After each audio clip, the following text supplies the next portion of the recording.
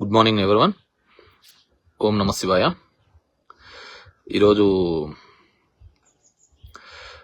పేపర్లలో కావచ్చు, వివిధ దాంట్లో కథనాలు రావడం జరిగింది. నోటీస్ ఇచ్చినారని, దీని మీద గవర్నమెంట్ ఇది అప్పటి నుంచి మా ఆఫీసర్లందరూ కూడా రోజు దీని మీదే కష్టపడి పనిచేస్తున్నారు.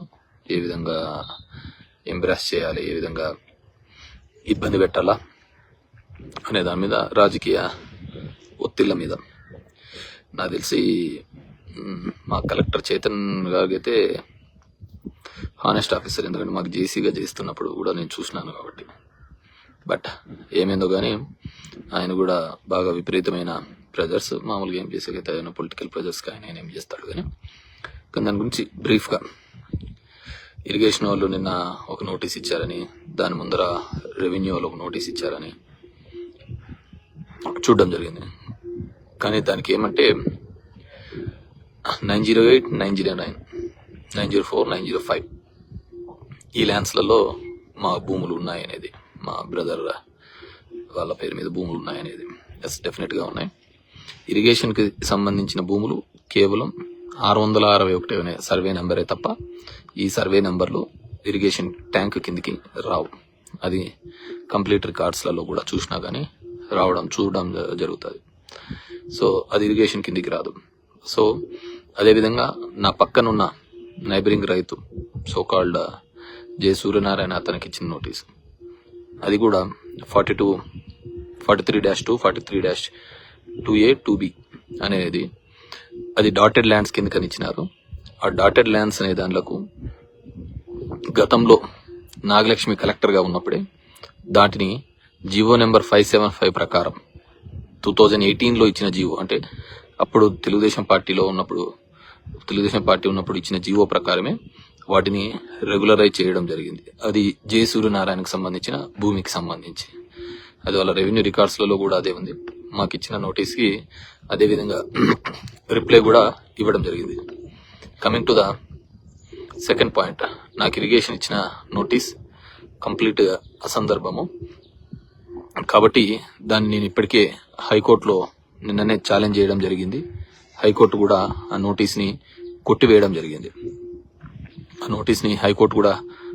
జరిగింది.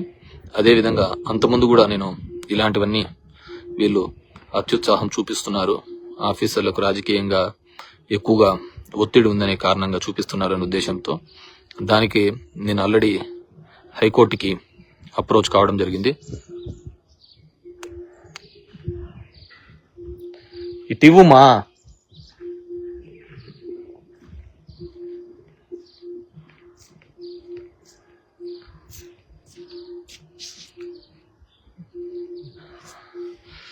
సో ఆల్రెడీ డబ్ల్యూపీ నెంబర్ 24921 దాని ప్రకారం నేను ఆల్రెడీ హైకోర్టుని అప్రోచ్ కావడం జరిగింది.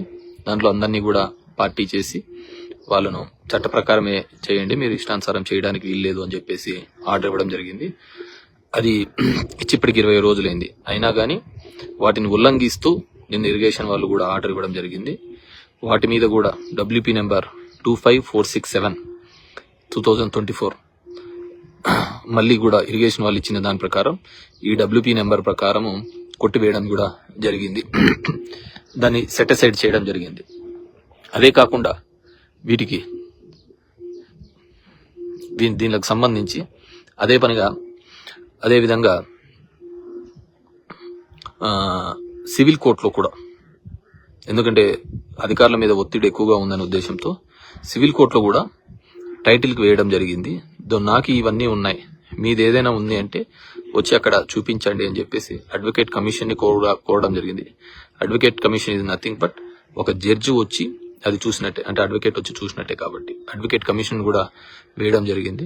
ఇవన్నీ కూడా కోర్టు పరిధిలో ఉన్నా కానీ ఇవన్నీ కూడా వీళ్ళు చేయడం జరుగుతుంది కాబట్టి ఖచ్చితంగా వీళ్ళందరి మీద కూడా నేను కంటెంప్ట్ మూవ్ చేస్తున్నాను. ఎందుకంటే డబ్ల్యూపీ 24921 ప్రకారం కోర్టు ఆర్డర్ ఉన్నప్పటికీ కూడా ఉల్లంఘించినారు కాబట్టి వీళ్ళందరి మీద కూడా కంటెంప్ట్ చేయడం జరుగుతుంది.